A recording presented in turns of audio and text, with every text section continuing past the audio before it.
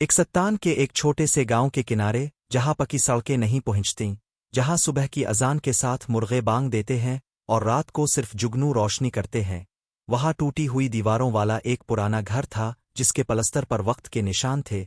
जगह जगह दर्जें थीं, उखड़ा हुआ पलस्तर था और एक पुराना लकड़ी का दरवाज़ा था जो खिलता तो चरचुराता था।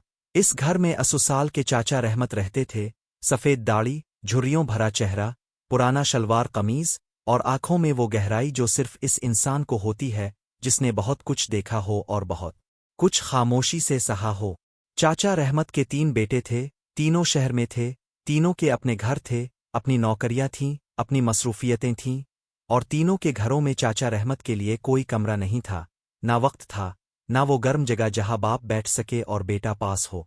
हर सुबह चाचा रहमत उठते, खुद चाय बनाते, मिट्टी के चूल्हे पर अकेले, स्टील के पुराने पतीले में, फिर वही चाय अकेले पीते, खुद बर्तन धोते और फिर आंगन में आकर इस पुरानी चारपाई पर बैठ जाते जहां कभी पूरा खानदान इकट्ठा बैठा करता था, जहां कभी बच्चों की आवाजें गूंजती थीं, जहां कभी अम्मू रोटी बेलती थीं और चाचा किस्से सुनाते थे।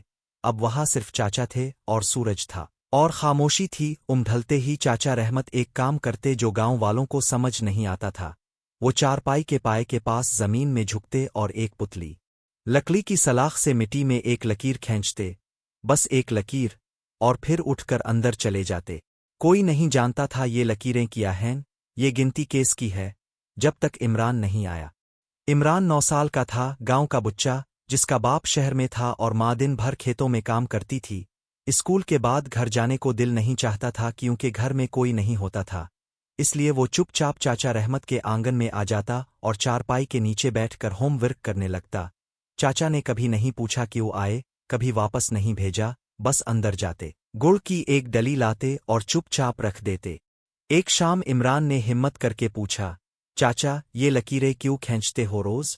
चाचा रहमत ने इसे गौर से देखा, फिर जमीन पर बनी लकीरों को देखा, फिर आसमान की तरफ नजर उठाई और बोले, बेटे ये वो दिन गिन रहा हूं जीम जब वो अमल न आ। इमरान ने लकीरें गिने, सथीं, और फिर इसे समझ आई कि ये पूरे साल में सिर्फ 6 दिन थे जब कोई आया। बाकी 342 दिन चाचा रहमत अकेले रहे, अकेले उठे, अकेले सोए। इस रात इमरान को नींद नहीं आई। अगले दिन से इमरान रोज आने लगा। हर शाम चारपाई पर चाचा के साथ बैठता, नीम के दरख्त की छांव में, और चाचा से पुरानी बातें सुनता। चाचा बताते कि कैसे उन्होंने ये घर अपने हाथों से बनाया था, एक एक ईंट रखी थी, कैसे इस आंगन में बेटों ने चलना सीखा, कैसे इस कुनवें से पानी निकालकर फसलें सैराब कीं, कैसे अम्मू इस चारपाई पर बैठकर सिलाई करती थीं। हर कहानी में एक चमक थी और हर कहानी के आखिर में एक खामोशी जो बहुत कुछ कहती थी मगर अल्फाज नहीं थे इसके पास। महीने गुजरते गए, इमरान ने देखा कि जमीन पर लकीरें अब कम खिंचती हैं। जिन दिनों वो आता, चाचा लकीर नहीं खींचते थे, और ये समझते ही इसका दिल भर आया। फिर एक दिन चाचा ने कहा, इमरान तुझे पता है मेरे बेटे मुझे शहर ले जाना चाहते हैं। इमरान ने पूछा, जाओगे? चाचा रहमत ने आंगन को देखा, इस चारपाई को देखा, इस कुनवें को देखा, उन दीवारों को देखा जिनमें उनकी पूरी जिंदगी बसी थी, और बोले, ये घर मुझे छोड़कर जाने नहीं देता बेटे, इसकी दीवारों में मेरी उम्र की खुशबू है। और फिर रुक कर बोले, और फिर तो है ना, शहर में कौन सुनेगा मेरी बातें, वहां सबके पास वक्त नहीं, तेरे पास है, बच्चों के पास हमेशा वक्त होता है, बड़े होकर भूल जाते हैं। लेकिन सर्दियां आईं और एक रात चाचा रहमत की तबीयत बहुत बिगड़ गई। बेटे आए और सुबह होते होते उन्हें शहर ले गए। इमरान को पता भी नहीं चला। अगली सुबह इमरान आया तो दरवाज़ा बंद था, आंगन खाली था, चारपाई वीरान पड़ी थी, जमीन पर लकीरें अभी भी थी, बारिश ने नहीं मिटाई थीं, और दरवाजे के पास गुड़ का डब्बा अभी भी रखा था, आधा भरा हुआ, जैसे चाचा कह रहे हूं कि मैं वापस आऊंगा।